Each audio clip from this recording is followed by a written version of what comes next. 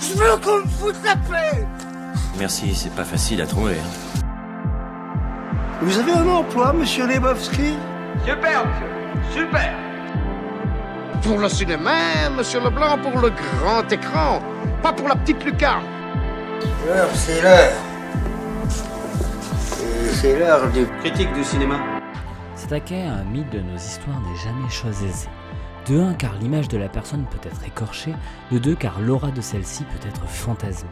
Cela peut donner le meilleur, comme Elvis ou Spencer sorti cette année, ou le pire, comme Bohemian Rhapsody. Dans chacun des cas, une chose est sûre, l'œuvre doit réussir à se détacher de l'artiste. Pour ce cas-là, Andrew Dominik décide donc de ne pas adapter la vie de Norma Jane, mais d'adapter un récit romançant extrêmement la vie de Marilyn Monroe. Et oui, Marilyn Monroe, son vrai nom, c'est Norma Jane. Ainsi, il peut laisser s'exprimer plus la forme que le contenu. Est-ce bien ? Je vais répondre à la question maintenant. Marilyn Monroe. Marilyn n'est pas réelle. Quand je sors de ma loge, je suis Norma Jean. Et c'est toujours elle, même quand la caméra tourne.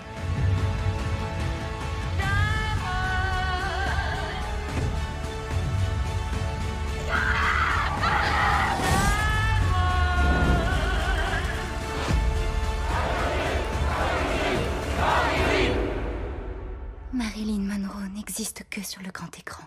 Adapté du best-seller de Joyce Carol Oates, 5 fois finaliste pour le prix Pulitzer, le film c'est une relecture audacieuse de l'histoire personnelle de Marilyn Monroe, sex symbole la plus célèbre au monde. Il s'agit du portrait imaginaire de l'actrice, chanteuse et mannequin des années 50-60, raconté à travers le prisme d'une société vouant un culte à la célébrité. Le film eut une production pour le moins mouvementée. Andrew Dominik, réalisateur australien des très bons Cogan Killing Them Softly et l'assassinat de Jesse James par le lâche Robert Ford, deux films très différents de Blonde, mais que je vous recommande chaudement. Mais revenons à Blonde. Donc Blonde, c'est un projet qui veut lancer dès 2010, qui va d'ailleurs s'arrêter de 1 parce qu'il va avoir la réalisation en 2012 de Cogan Killing Them Softly. D'ailleurs, il n'a pas fait de film depuis 2012, soit presque 10 ans. Et de 2 parce qu'il y a eu différents problèmes. Il faut savoir que Andrew Dominik est donc réalisateur mais aussi scénariste sur le film et il va plancher dessus assez tôt. Et même il y a eu une annonce en 2010 avec Naomi Watts au casting, dans le rôle titre bien entendu, ce qui est plutôt perturbant en vue de ses ressemblances avec un film de l'actrice, mais nous y reviendrons un peu plus tard. Malheureusement, pour des questions de différends artistiques, Watts quitte le projet, remplacé au pied levé par Jessica Chastain.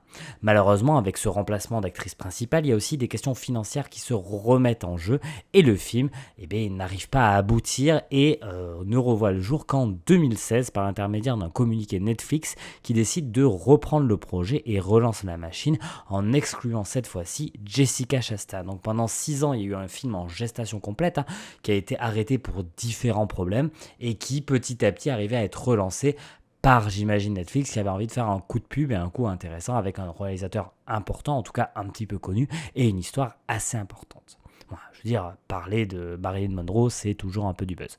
Certes, en 2016, le projet est vraiment relancé, mais il faudra attendre 2019 pour que celui-ci avance vraiment, avec une annonce importante, celle de l'actrice qui jouera Marilyn Monroe. Et c'est grâce au film Knock Knock, où elle joue le rôle de la tueuse contre Keanu Reeves, qu'elle va se faire opérer. On parle bien de Ana de Armas. Ce choix d'ailleurs va créer une petite polémique par rapport au complexe, si vous préférez, Monroe avec un véritable complexe lié à son poids, à sa taille, qui lui a d'ailleurs fait beaucoup de mal aussi mentalement, qui lui a apporté beaucoup de mauvaises choses.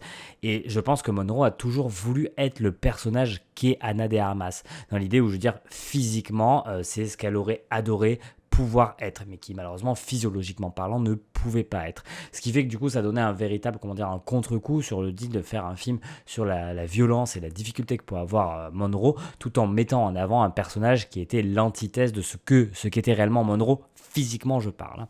Et bref, au vu du film, la polémique n'est pas vraiment justifiée car de 1, il romance énormément la vie de Monroe, donc on pourrait penser que c'est un peu une autre Monroe entre guillemets, et en aucun cas il parle des problèmes liés à la taille ou au poids de Monroe. Alors c'est peut-être un défaut en soi de ne pas évoquer une part aussi importante de la vie de Marilyn Monroe, mais en même temps, s'il ne l'évoque pas, ce n'est pas gênant qu'on ait une actrice avec un poids extrêmement différent et une physiologie, assez différente physiquement. Pour terminer, Blonde a été présentée en avant-première au Festival de Venise et dans quelques salles de par le monde. Un procédé logique, parce que Netflix, t'as compris, mais que je trouve extrêmement préjudiciable au vu de l'aspect visuel de celui-ci. On va donc pouvoir passer au vif du sujet, parler un petit peu du film, la critique, voir un petit peu ce qui est intéressant ou non dedans. Et pour commencer, je vais essayer de t'expliquer pourquoi le film n'est absolument pas un biopic, parce que c'est quelque chose qui me semble extrêmement important. Comme dit précédemment, le film est tiré d'un livre qui n'a jamais eu vertu de biographie officielle de Marilyn, ou de Norma Jane d'ailleurs. Celui-ci reprend des choses certes réelles de la vie de l'actrice, mais aussi il romance pas mal de choses, exagère et même crée d'autres éléments autour. Plus ou moins vrai d'ailleurs pour cela. Pour donner un exemple, dans le film, une relation en trouble, oui c'est un mot que j'ai appris récemment, je suis content de l'utiliser, est évoquée entre le fils de Charlie Chaplin, Norma et Eddie. Celle-ci n'a jamais été vérifiée. Ils ont été amis, il y a eu des photos qui ont tourné, oui, mais nous n'avons aucune indication vers plus de choses. Est-ce qu'ils ont vraiment eu des relations sexuelles ? C'est peut-être. Est-ce que c'était véritablement un trouble ? Est-ce qu'ils ont peut-être eu juste, deux des personnages ont eu des relations sexuelles ? Jamais. Aucune chose a été réellement révélée et dite. Même, il n'y a pas vraiment de petites choses qui pourraient tendre à dire ça. Dans un autre style, la relation épistolaire entre Norma et son père fictif non plus jamais semblé exister.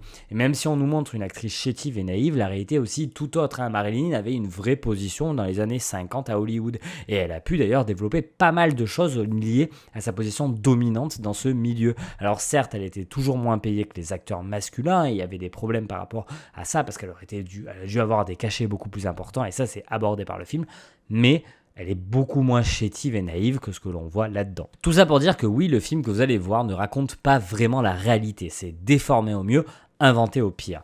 Mais du coup, ce qui est plutôt intéressant, c'est d'essayer de voir comment il a essayé de montrer ce qui peut être défini comme un anti-biopic cinématographique. Le choix du réalisateur est d'ailleurs plutôt intéressant sur le début du film avec une narration éclatée. Malheureusement, par la suite, cela va être un peu moins le cas. C'est-à-dire qu'on a vraiment cette jeunesse, c'est mieux, et l'enfance de Marilyn qui vient s'entrechoquer avec le début de la gloire de celle-ci. Ça montre aussi un petit peu cette espèce de désordre mental qu'elle a et cet aspect très flash, on est en train d'essayer de se souvenir des choses qui est extrêmement bien développé, puisque le film, esthétiquement parlant, va essayer vraiment de nous flasher la tête, un petit peu comme le flash d'un appareil photo, avec plein de petits souvenirs de cette personne. Il y a aussi le flou qui va être utilisé pour montrer le désordre mental de la personne. Est-ce que c'est du réel ? Est-ce que c'est autre chose ? Est-ce que c'est du rêve ? Le film joue vraiment là-dessus, et en vrai, il s'en sort plutôt bien.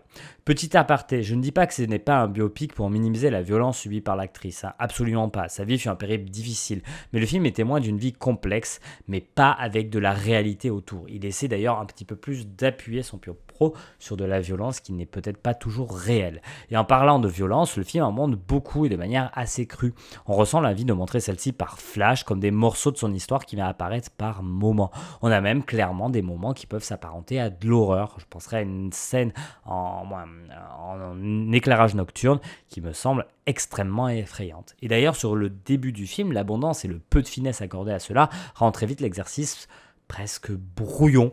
On a presque l'envie de prendre notre télécommande pour pouvoir éteindre la télé. Et pourtant, petit à petit, ça se développe et le propos prend un peu d'ampleur dans cette idée de voyeurisme du public vers la destruction d'un mythe. Ça m'a fait énormément penser à un épisode de South Park qui le traite un petit peu cette idée-là autour du sujet du cas de Britney Spears.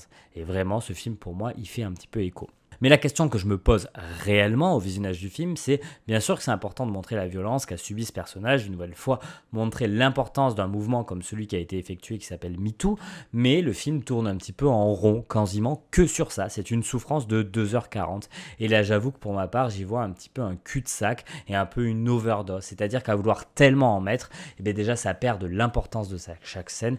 Et en plus, ça crée un petit peu de redondance. Et oui, car trop plein de souffrance, plus que de violence, vient chez moi créer un système de trop, et donc malheureusement des longueurs. Il y a à la fin du film une scène qui devrait être une des scènes les plus dures du film, parce qu'il y a un aspect visuel et un procédé cinématographique qui est vraiment incroyable. Et pour ceux qui n'ont pas compris, c'est à côté du bureau ovale. Et clairement, elle Elle est incroyable cette scène. Et si elle sortait du film et qu'on n'avait pas vu 2 heures de scène sacrément dure avant, eh bien, je pense que ça serait la pire et celle qui me serait restée. Malheureusement, en gros, en vouloir tout montrer tout le temps, ainsi, ça enlève vraiment de la puissance à certaines scènes et sûrement à celle-là. Et c'est dommage, car j'ai l'impression que celle-ci ne va pas me rester, alors qu'elle est d'une puissance visuelle et narrative incomparablement incroyable par rapport aux autres scènes du film. Et malheureusement, ce procédé a créé en moi des longueurs vraiment importantes dans le film, des moments où je me disais oui c'est beau mais bordel j'ai déjà vu ça et je n'ai pas l'impression d'avancer dans l'histoire. Et du coup, eh bien, le film est long et pour moi ne raconte pas grand chose. Bon, par contre le film est magnifique, hein. Je vais faire un disclaimer de suite en disant que oui, je suis au gros con, mais un vrai gros con, hein. Au début du film, j'étais un peu gêné par la forme que je trouvais, donc l'esthétisme, hein, que je trouvais avec cette idée de colorimétrie très fine des années 70 qui donnait presque un aspect documentaire alors que le film ne l'est vraiment pas. Mais je n'avais pas vu cette ambition de faire un anti-biopic et du coup j'étais décontenancé. Et je pense que l'idée est là parce qu'en vrai une esthétisme des années 70 pour retracer une vie des années 50 c'est un parallèle. Et du coup je pense que cette idée est de décontenancer par le visuel, de faire perdre ses repères aux spectateurs et de ce point de vue là le film est clairement réussi. Quasiment tout y est magique. En gros, tout sauf la gestion du noir et blanc qui est clairement pas réfléchi ou pensé pour le médium du noir et blanc, tout le reste hyper intéressant. Je mets forcément 2 scènes en avant, hein. La première, ça va être la scène où Joe DiMaggio, mari de Marilyn, pète clairement un câble et ça m'a scié devant mon écran avec une espèce de selfie de montée d'escalier clairement glaçant, la légèreté assumée d'Anna de Armas et l'arrivée avec cette gestion de la lumière du cadre qui vient montrer cet énervement et cet aboutissement à l'événement, un geste qui était inexcusable de manière incroyable. Et la deuxième, c'est une scène assez bête mais d'une symbolique très très forte, une scène de maquillage sur un lit où Norma devient Marilyn, qui par sa volonté se caractérise par une transition quasi définitive qui est pour moi le point touchant du film. Car oui, le film nous parle de l'effacement de Norma Jane au profit de Marilyn, son alter ego. Un petit peu, hein, si vous préférez, comme si on pouvait dire que c'est Dr. Jane and Sister Monroe. Plutôt que de la vie de l'actrice, hein, le film vraiment s'attache à cette transition et à ce passage où en fait l'actrice meurt au profit de son personnage. Et son personnage, c'est Marilyn Monroe. On y voit une certaine fatalité à devenir celle qu'elle veut renier. Et de par son esthétisme, sa réflexion sur le rêve et bien sûr l'utilisation de son actrice, les parallèles avec un réalisateur américain nous donnant la météo du jour sur YouTube et son film sur l'industrie du cinéma au début des années 2000 est toute trouvée. Je parle bien sûr de David Lynch avec son excellentissime Mulholland Drive. Malheureusement pour Dominique, hein, il aimerait beaucoup être Lynch mais il n'arrive qu'à être sa version Wish. Et je sais que c'est un petit peu dur de dire ça, mais j'ai l'impression que nous avons le droit à une version édulcorée où l'esthétisme et les thématiques sont là, mais où la profondeur et les aspects un peu plus travaillés et métaphoriques travaillés par Lynch, eux, n'y sont pas. Ça me semble extrêmement peu, si profondément creux qu'il ne fait que du beau pour faire du beau. Et c'est là que le film est pour moi limité. Le voyage est beau, mais la destination ne semble pas au firmament de son emballage. Et c'est dommage. Malgré tout, le film est sympathique. Il n'est pas parfait, un peu longué, il s'embourbe dans son récit, n'arrive pas à donner l'ampleur qu'aurait mérité ce personnage, hein, il n'arrive même pas à nous montrer la véritable ascension de l'actrice, mais il arrive à faire une chose incroyablement bien, c'est de filmer incroyablement bien Anna de Armas, et sa prestation est incroyable. Arriver à passer aussi bien de la facette Norma et celle de Marilyn, c'est très très fort. L'actrice montre encore une fois tout son talent et nous délivre sûrement sa meilleure performance. Et malgré certaines critiques du départ à l'encontre de son physique trop parfait dans le contexte du film, où l'aspect complexé de sa taille n'est pas abordé, elle colle parfaitement au rôle et arrive à ce que l'on oublie derrière son personnage, ce qui est toujours une réalisation complexe pour un tel rôle. Je veux dire, Anna de Armas, elle a quand même commencé à avoir un certain aura et arriver à s'effacer et à devenir Marilyn à ce point-là, c'est incroyable. Je pense qu'elle va être nommée pour les Oscars, ça me paraît très logique et elle va sûrement empocher cette statuette et pour une fois ça sera largement mérité. Le film va je pense sacrément diviser et sincèrement ça peut se comprendre. Je vais me mettre du côté des défenseurs même si je ne me sens pas complètement conquis par la proposition. Le film aborde beaucoup de choses sans jamais véritablement creuser et ceux qui le creusent Il ne fait qu'en parler, ce qui le rend tout un peu brouillon et qui ressemble de plus en plus à un rond-point. Mais le film a le mérite de tenter quelque chose, de sortir de la typologie classique du biopic pour nous donner une vision certes imparfaite, mais originale. Soit peut-être la meilleure définition de ce que doit être une œuvre, une tentative d'originalité. Par contre, en réalité, le seul réalisateur qui aurait dû amener un projet de ce type est dans cette forme-là, il s'appelle David Lynch. Et promis, on parlera un jour de ce génie qui nous manque depuis son dernier film sorti en 2006. Mais là, moi, je vois que David Lynch aurait fait quelque chose de fondamentalement tellement mieux qu'Andrew Dominik que je sors un petit peu frustré de ce long métrage. Dans tous les cas, découvre Blonde, ça reste un film qui est intéressant. Moi, je te dis à la semaine prochaine et d'ici là, mate des films. Pas trop fait engueuler, on dirait. Figurez-vous qu'on a un destin. C'est la fin du cinéma. Mais je crois que le cinéma existera toujours.